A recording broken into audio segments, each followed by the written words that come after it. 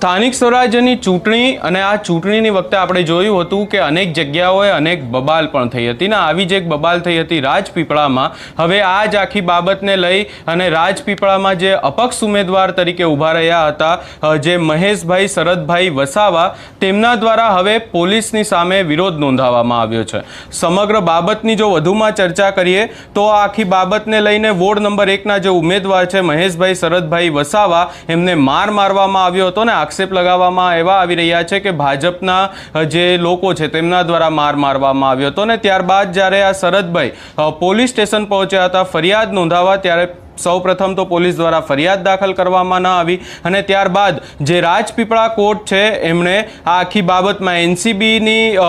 જે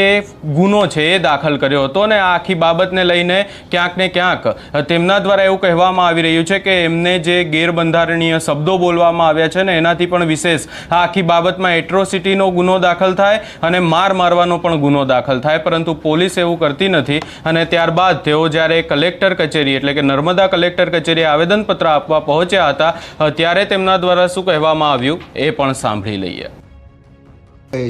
તારીખ 28/4/2026ના રોજ રાજપીપળા નગરપાલિકાની ચૂંટણીની મતગણતરી આદર્શ નિવાસી શાળા પર ચાલતી હતી અને વોર્ડ નંબર 7નું મતદાન પતી ગયેલું અને ગણતરી પતી ગયેલી તે વખતે હું બેઠો હતો। તે વખતે રજપૂત ફળિયાના જે બધા મુખાગીરી કરે છે એ અસામાજિક તત્વો એને એ 4-5 લોકો હતા એના મેં ફરિયાદમાં એફઆઈઆરમાં નામ આપેલા છે। એકનું નામ છે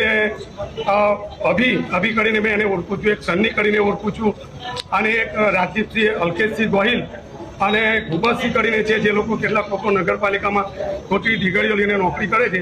એવા લોકો પાસે કોઈ જાતનું અંદર પ્રવેશવા માટે પાસ પરમિટ કે કોઈ આઈ કાર્ડ નહોતું, છતાં એ લોકો પ્રવેશી અને હું જે બેઠો હતો મારી સાથે બધા જ મારા સાક્ષી છે એને લઈને બેઠો હતો ત્યાં લોકો આવી ને મને મા બેન સમાની ગાળો બોલેલા આવ્યો છે